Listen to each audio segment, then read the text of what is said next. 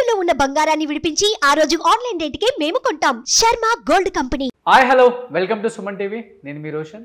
So present నాతో పాటు ఒక స్పెషల్ గెస్ట్ ఉన్నారు. He is none other than great astrologer Venuswamy గారు. సో వేణుస్వామి గారు నమస్కారం.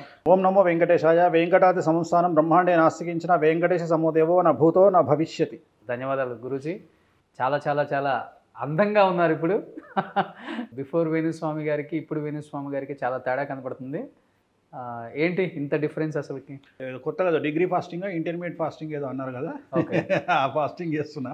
ఓకే. సో మంచి ఫుడ్ అంతే అంతే, నో టెన్షన్స్. అన్నిటికంటే ముఖ్యం ఏంటంటే నో టెన్షన్. ఏది వచ్చినా తీసుకోరు అస్సలు. క్వశ్చన్ మంచి వచ్చినా చెడు వచ్చినా చెడుని ఎక్కువ తీసుకుంటా, ఎంజాయ్ చేస్తా. అంటే మంచి కంటే చెడుని ఎక్కువ ఎంజాయ్ చేస్తా, బాగా ఎంజాయ్ చేస్తా. నాకు ఒక పిచ్చి అలవాటు ఉంది. నన్ను ట్రోల్ చేస్తే నేను నైట్ పడుకునేటప్పుడు అది ఎంజాయ్ చేసి పడుకుంటా. ఓకే. ఒక్క భయం ఏముంటుందంటే ఎక్కడన్నా నన్ను ట్రోల్ చేయడం ఆపేస్తే నాకు అలవాటైంది కదా.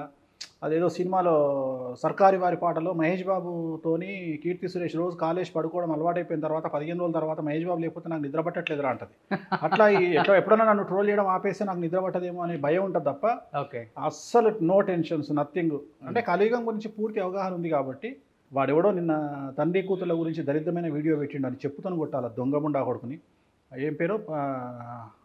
ప్రణీత్. మన సాయిధరం తేజ్, మంచు మనోజ్ కూడా వాళ్ళందరూ ట్వీట్ చేశారు. అదే చెప్తున్నా కదా, అసలు వాడిని చెప్తాను కొట్టాలి. అసలు తండ్రి కూతుళ్ళ మధ్యన అసలు మన ఈ ఎటుపోతుంది సోషల్ మీడియా. ఇన్స్టాగ్రామ్ ఓపెన్ చేస్తే అమ్మాయిలు బండ బూతులు మాట్లాడుతున్నారు. ప్రతి 10 వీడియోలలో 8 వీడియోలు బూతుల వీడియోలే. అసలు ఏమవుతుంది? అసలు అంత నెగిటివిటీని తట్టుకోవాలంటే ఒక గుండె కాదు, మనిషికి 4-5 గుండెలు 4-5 మెదళ్ళు ఉండాలి. అట్లాంటి పరిస్థితిలో ఉన్నాం ఇప్పుడు తెలుగు సమాజము. మరీ ఘోరంగా మొత్తం భారతదేశంలో ఈ తెలుగు స్టేట్స్ విపరీతమైన క్రూయాలిటీ ఏర్పడ్డది. Social media cruelty. ఇంకా క్రూయాలిటీ అంటే వేరే పదం లేదు. ఇంకా భారతదేశంలోనే సాంప్రదాయాలకు పుట్టింది పేరు అంటే తెలుగునాడు అని చెప్తూ ఉంటాం అందరూ కూడా. అలాంటిది మన తెలుగు రాష్ట్రాల్లో మన తెలుగు వాళ్ళే ఇంత నీచానికి దిగజారిపోతున్నారు అనే ఒక బాధ అనేది చాలా కనపడుతుంది. మీరు అన్నట్లుగానే చాలా ఎక్కువ కనపడుతుంది ఇప్పుడు బయట. కనిపిస్తుంది కదా, అందరు ఫేస్ చేస్తున్నారు కదా.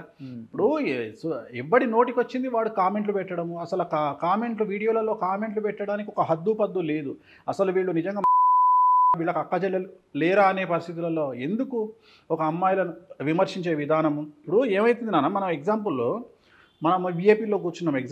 విఐపీ సర్కిల్లో కూర్చున్నప్పుడు మనం అలా స్క్రోల్ చేస్తూ ఉంటాం, సౌండ్ పెట్టి వింటూ ఉంటాం. మనం ఏమనుకుంటాం, ఏదో కామెడీ రీల్ వస్తుందని అనుకోగానే బండ బూత్ సడన్గా వస్తుంది, ఒక అమ్మాయి మాట్లాడుతుంది.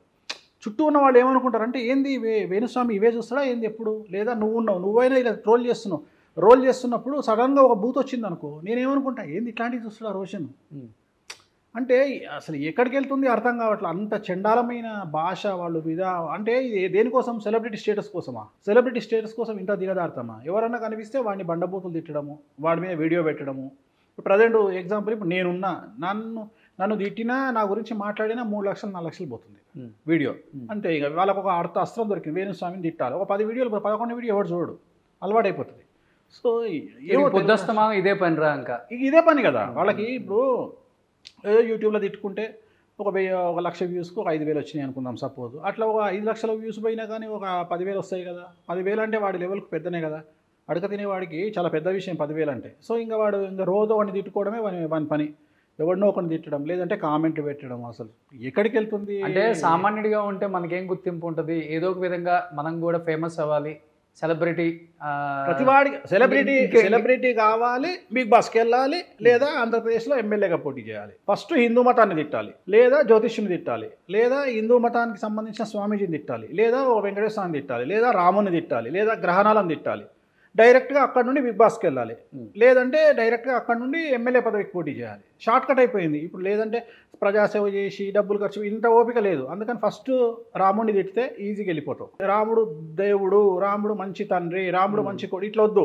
రాముడు రాక్షసుడు, రాముడు అమ్మాయిలతోని ఎంజాయ్ చేసిండు, రాముడు మాంసం తింటాడు. ఈజీ వే, పబ్లిసిటీ దొరుకుతుంది, టక్కున బిగ్ బాస్కి వెళ్ళిపోవచ్చు. ప్రతి ఒక్కరి టార్గెట్ పబ్లిసిటీ తెచ్చుకోవాలా, బిగ్ బాస్కి వెళ్ళాలి. అయితే ఎక్స్పోజింగ్ విపరీతంగా చేయాలి సోషల్ మీడియాలో, బిగ్ బాస్కి వెళ్ళాలి, లేదా ఎవరైనా తిట్టాలి, బిగ్ బాస్కి వెళ్ళాలి.